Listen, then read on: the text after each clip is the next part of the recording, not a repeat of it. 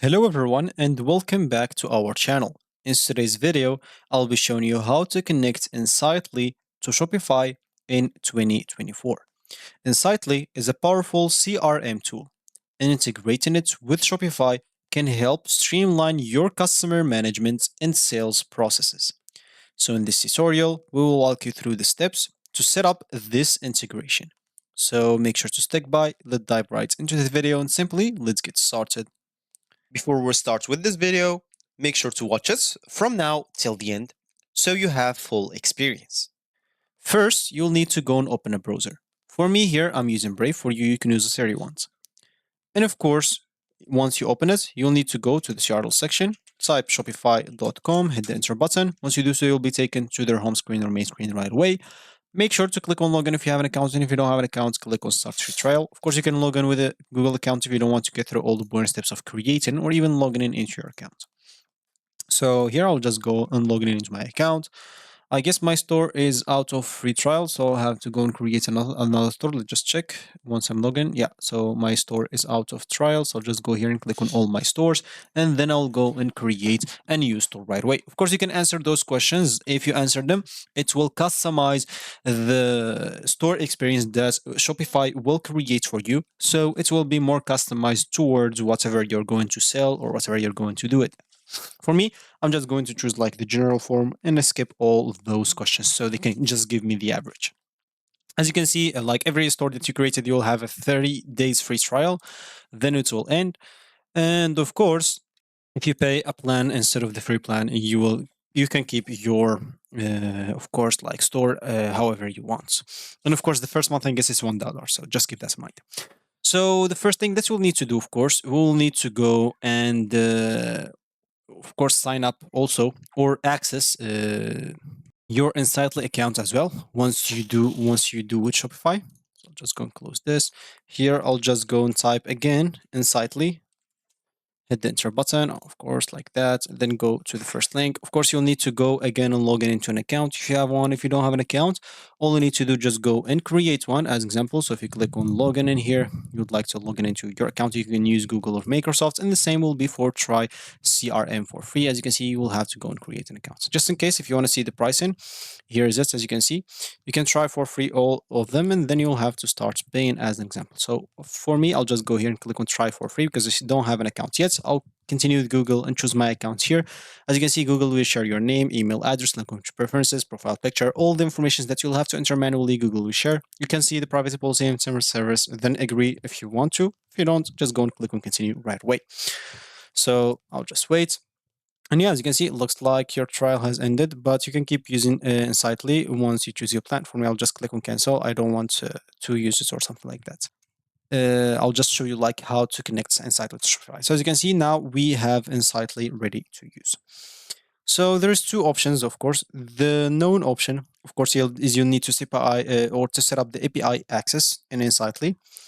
You'll need to go to the user settings and simply just select API keys from the menu there, and you'll find your API key, which you'll need to connect to Shopify. You can copy the key and keep it there to copy it as an example, as simple as that. If you go here and click on user settings as example here, so I don't want to choose a plan again.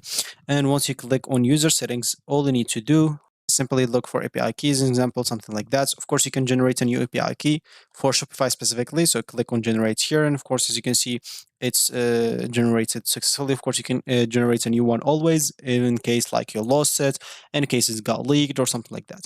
And of course, you can use that to log it with your Shopify. So if we go here to Shopify's example, we'll need to connect like inside the Shopify, we'll need or use a third-party integration. Like there's Zapier option, there's also mates.io, or there's Integromates as example. So in this video, let's say we're going to use Zapier. So of course you can just go here and type zapier.com, log in with Google or create an account with Google, whatever suits you. For me, I'll just go and log in with a Google account. And yeah, this one in here, continue again. So the same steps as example. And yeah, I should be logged into my account. So here on this list panel, of course, I'll just go and click on apps first of all to check like if there's Insightly there. Shopify, it's there. I've already like deal with this as an example. And as you can see, Shopify can simply just go and connect my accounts by clicking on connect in here, and my store should be connected as an example. All I need to do is enter the URL of my Shopify, where I will find it. Basically, if we go to Shopify, click on settings here. If we go to domains right here, you'll find the domain of your Shopify. So simply you'll need to copy this specifically. So just go and copy this, go back here, click on connect again. Simply just enter that right here. Click on yes, connect to Shopify. And this should get me right logged in into it. Just click on install to install Zapier integration. And you should be good to go. It should be connected. Yeah, as you can see, very connected. So the same, we should look for Insightly.